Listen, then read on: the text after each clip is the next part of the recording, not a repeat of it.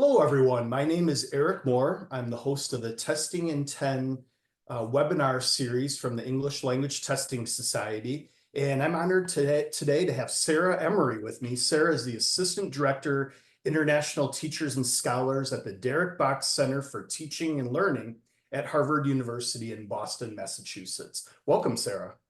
Thank you for having me, Eric.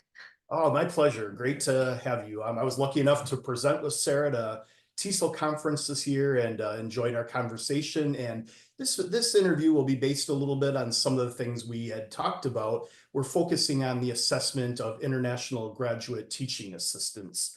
And so this interview is sponsored by ITEP.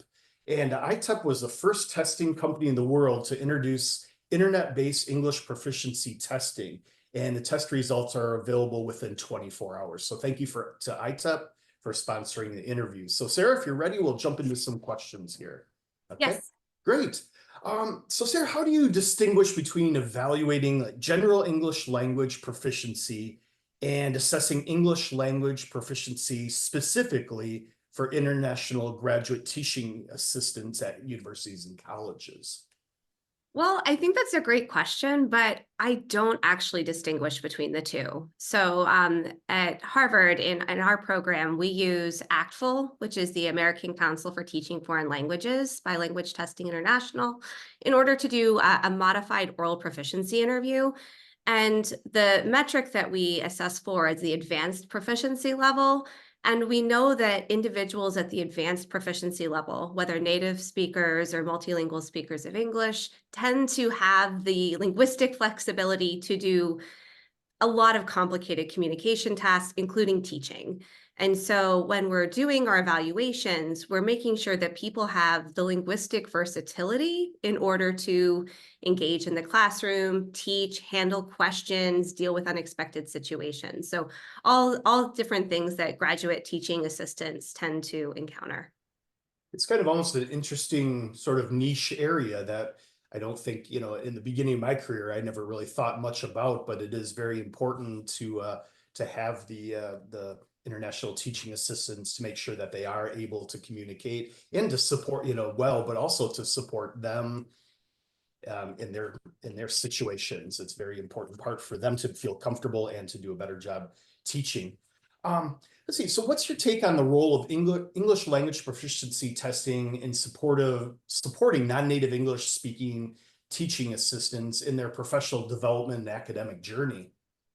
So that's actually our starting point. So, for example, we know that teaching is hard for everybody, but your language level shouldn't be a factor that's making it hard for you.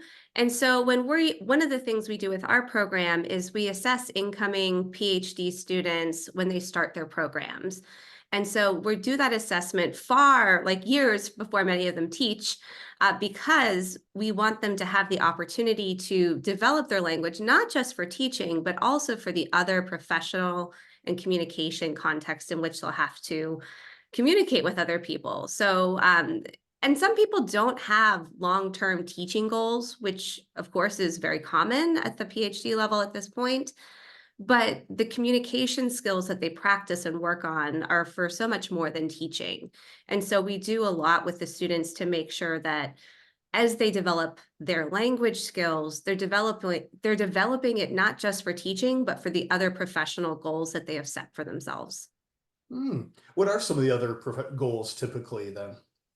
Yeah, so a lot of the students I work with, I tend to work a lot with students in STEM, are planning to go into industry. And in some ways, I actually think teaching practice is more helpful for people going into industry than into academic jobs, because in industry, you're often the primary expert on your team, and you need to be communicating your expertise to non-experts on a daily basis, or you need to be communicating with others about funding or getting grants. And so you have to have a lot of persuasive conversational skills, a lot of explanatory skills that are helpful in the classroom, but become essential in the workplace. And so students that I meet, even at their first year, who are already planning to go into industry, we talk about like the overlap between teaching and some of these professional communication skills they'll need in industry, so that they realize that the strategies they're practicing are for more than just a semester of being a teaching assistant. Ah, that sounds great. Yeah, fantastic. Good. Could you dive into the key criteria used to evaluate English language proficiency typically in international teaching assistant, graduate teaching assistants? And how, a second question here, how do these criteria fit with the demands of their teaching roles in academia? Yeah, so as I said, we use ACTFL and we use a modified OPI. And so the metric that we are assessing for is what's called advanced low proficiency. So somebody who's communicating with advanced low proficiency tends to be able to speak at length. They tend to provide connected, coherent paragraphs. They have specific vocabulary. They tend to control grammar where it's not creating confusion for listeners, such as through controlling tenses. They tend to provide necessary detail as part of their elaboration. They can handle situations with a complication or unexpected questions. And they can communicate in a way that's easy for listeners who are unfamiliar with them. So that can be tied to their organizing style or to their pronunciation. And so, because we are using this because we're using the advanced low proficiency level, it's not necessarily that someone's language has to be perfect. It's that they have to be able to communicate in a generally clear way across both familiar and unfamiliar topics, or they have to have strategies to negotiate meaning or to negotiate the ideas that they're trying to share with others. And we find that people who are communicating at advanced low proficiency are then able to successfully engage in many of the situations or responsibilities of being a teaching assistant. So, for example, if you have planned your lesson and you're teaching your class and a student asks you something that you haven't prepared for, do you freeze up? Do you say, oh, that's a great question. Let's table it for now and I'll get back to you? Do you just answer it with an impromptu style? So answering it, tabling it, those would both be ways of engaging at the advanced low level. Freezing and like getting stuck because you haven't thought about the answer in English would be a lower level where you're not necessarily ready to engage with that topic. Hmm. I suppose native speakers or near native speakers also may have this issue at times as well. That's not just non-native speakers or speakers of an additional language. It can some of those tasks are difficult for everybody. But yeah. Well, and something that is part of the training for ACTFL, when you do the training to be an interviewer, you also have to be assessed on your language proficiency level. So ACTFL is really cool because you can use it for any language. So I had an assessment on how I communicated in English, and you have to actually be ranked a superior level in order to be allowed to do the interviews, to be rated as an interviewer.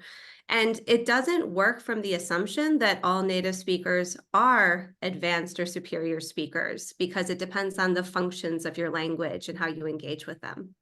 Well, certainly, I'd hate to take that test on a Monday morning, I believe. That's after a long weekend or a Tuesday or something. Okay. Yes. What are some recent changing the topic a little bit? What are some recent trends or innovations you've noticed in English language proficiency testing for international graduate teaching assistants? Sorry, it's chopping up a bit. So give me just 1 second. So one of the recent trends that I've seen in English proficiency testing or language proficiency testing has been a lot of conversations around what types of testing are helpful metrics. So just, sorry, I had an internet unstable message, just checking. Are Mhm. you able to hear me okay, Eric? Yep, gotcha. Yeah. Okay. So one of the most recent trends or conversations that at least we've encountered in the international teaching assistant professional network has been about the importance or the value of having micro teachings as part of the assessment. And so we don't tend to do micro teachings in our program. We do micro teaching practice, but that's not part of our assessment. And a lot of universities do tend to still use micro teaching because they're providing the graduate students practice or assessment within the context in which they'll engage with their students. But we've moved away from it in part because, as you mentioned earlier, like we're not necessarily assessing the oral proficiency level of native speaking students, and we're definitely not assessing their teaching proficiency. Teaching is something that we're doing with our language, but it's not something that is universally assessed across programs. Now, some programs have really great training for all teaching assistants, regardless of their language background. But in programs where teacher training is optional, it becomes important to be thinking about what's the value that that micro teaching practice is bringing to the assessment. And we found that we can observe the same features or the same functions of language within an interview format without having to have the student do a micro teaching. So we can observe how they are defining terms, how they're comparing or contrasting information, how they're elaborating, how they handle questions. And so we've decided to focus in on these language functions rather than also integrating teaching skills into parts of our assessment. That sounds like a good plan. It kind of covers more of the areas you're talking about, like they might use in industry or on a perhaps a conference presentation or something like that. Great. Something that came up, we talked about actually at the TESOL conference, and obviously not all our listeners were there. So I wanted to ask you a little bit more about was competency based approach to testing, and how does this method help when assessing the English language proficiency of international graduate teaching assistants? So I think competency-based assessment and competency-based training is really important because I think that our students that we're working with, if they have a specific competency they're working towards, such as using precise vocabulary, it gives them measurable steps that they can take in order to work on it. And so the ACTFL system has a list of competencies that an intermediate speaker can perform, but also lists of they have the intermediate level competencies, and we have the advanced level competencies and the superior level competencies. So when we're doing the assessment, if somebody is rated into an intermediate level, we come up with a list of what they can do with their language, but also what they can't do yet with their language. So places where they're inconsistent about applying certain features. For example, a lot of my students are great at telling stories or narrating. So they could tell me something about a past experience. But if they're at the intermediate level, they may not be controlling past tense during that story. And so what happens is it becomes unclear about what has happened in the past and what might be still happening or happening in the present. An advanced speaker can tell this story about the past experience while controlling tenses to reduce that uncertainty for listeners. And so if a student is working towards a competency at the advanced level, such as controlling tenses, or comparing and contrasting with detailed information, it allows me as an instructor with very specific practice activities that they can work on. I help them notice more effectively kind of their current level and then what it sounds like when they're able to more successfully engage at that advanced level.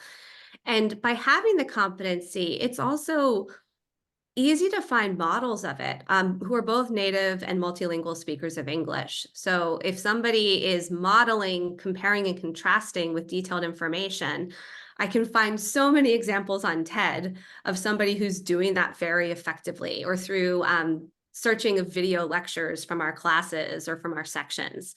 So then the student can kind of think about, oh, this is what I did in my micro teaching, where I gave a comparison, but I didn't really provide a lot of detail. I didn't elaborate. I only used the academic terminology and I didn't define things. And this is what it looked like at this other level.